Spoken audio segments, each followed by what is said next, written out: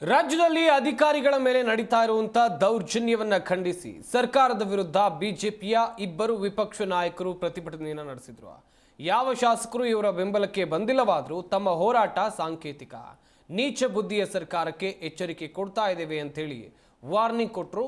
ಅಲ್ಲದೆ ರಾಜ್ಯದಲ್ಲಿ ಅಧಿಕಾರಿಗಳ ರಕ್ಷಣೆಗೆ ಅಧಿಕಾರಿಗಳೇ ಮುಂದಾಗಬೇಕು, ಪೊಲೀಸ್ ಮಹಾನಿರ್ದೇಶಕರಿಗೆ ಈ ರೀತಿಯಾಗಿ ಬಿಜೆಪಿ ನಾಯಕರು ಮನವಿಯನ್ನ ಮಾಡಿಕೊಂಡ್ರು.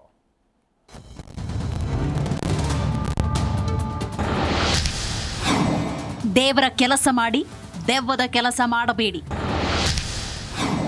ಪೊಲೀಸ್ ಸ್ಟೇಷನ್ ಮುಸ್ಲಿಮರಿಗೆ ಬಿಟ್ಟು ಬಿಡು ಎಂದು ಕಿಡಿ.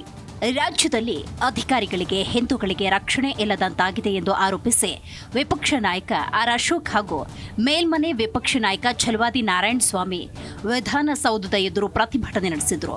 ಅಶೋಕ್ ಕಚೇರಿಯಿಂದ ಹೊರಟ ಇಬ್ಬರು ವಿಧಾನಸೌಧದ ಎದುರು ಮೆಟ್ಟಿಲ ಮೇಲೆ ಪ್ಲೇ ಕಾರ್ಡ್ ಹಿಡಿದು ಪ್ರತಿಭಟಿಸಿದ್ರು. ಈ ವೇಳೆ ರಾಜ್ಯ ಸರ್ಕಾರ ಓಲೈಕೆ ರಾಜಕಾರಣದಲ್ಲಿ ಮುಳುಗಿ ಹೋಗಿದೆ. ಮೈಸೂರಿನ ಘಟನೆಯೇ ಇದಕ್ಕೆ ಸಾಕ್ಷಿ. ಕಾಂಗ್ರೆಸ್ ಸರ್ಕಾರ ಬಂದ ಮೇಲೆ ಅಧಿಕಾರಿಗಳಿಗೆ ರಕ್ಷಣೆಯೇ ಇಲ್ಲದಂತಾಗಿದೆ.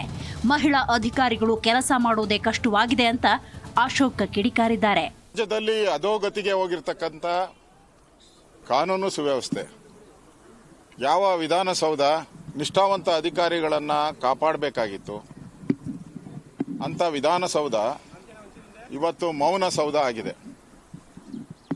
ವಿಧಾನಸೌಧ ಮೌನ ಸೌಧ ಆಗಿಬಿಟ್ಟಿದೆ. ಕಾಂಗ್ರೆಸ್ ಅಧಿಕಾರಿಗಳ ಬಂದ ಮೇಲೆ ಒಂದು ರೀತಿ ದೆವ್ವಗಳ ಕೆಲಸ ಆಗೋಟಿದೆ. ಅಧಿಕಾರಿಗಳ ಮೇಲೆ ಮರಳು ಮಾಫಿಯಾ.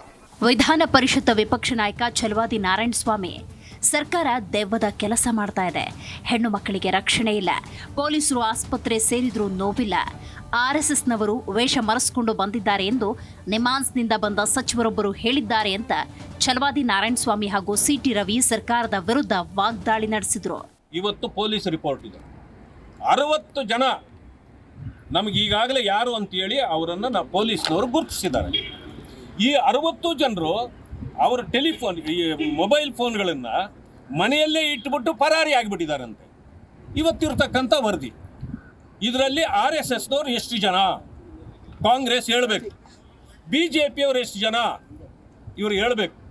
ಹೇಳಲಿಲ್ಲ ಅಂತಂದರೆ ನೀವು ಎಂಥ ನೀಚತನವನ್ನು ಮಾಡ್ತಾ ಇದ್ದೀರಿ. ಈ ಕೀಚಕ ಕೃತ್ಯಕ್ಕೆ ನಾವೇನು ಹೇಳಬೇಕು? RSSನವರು ವೇಷ ಮರೆಸ್ಕೊಂಡು ಬಂದು ಗಲಭೆ ಮಾಡಿದ್ದಾರೆ ಅಂತ ಆರೋಪ ಮಾಡ್ತಾರೆ.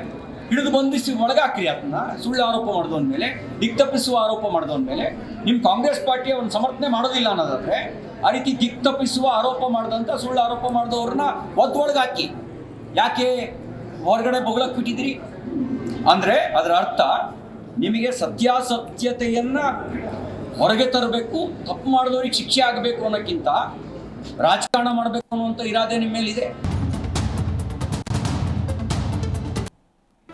ಜಿ ಕನ್ನಡ ನ್ಯೂಸ್ ಈಗ ನಿಮ್ಮ ಮನೆಯಲ್ಲೇ ನೋಡಿ, ಎಲ್ಲ ಕೇಬಲ್ಗಳಲ್ಲಿ ಈಗ ಲಭ್ಯ.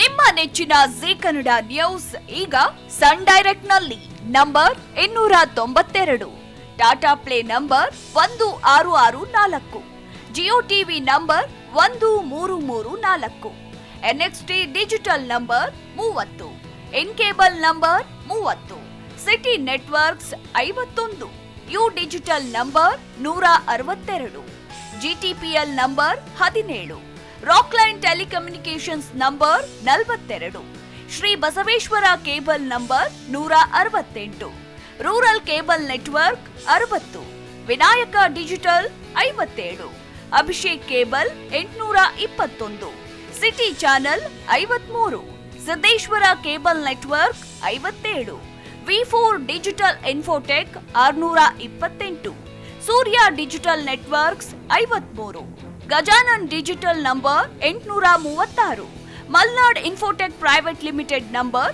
56, Metrocast number 830, Victory Digital number 167ರಲ್ಲಿ ನೋಡಿ ಆನಂದಿಸಿ.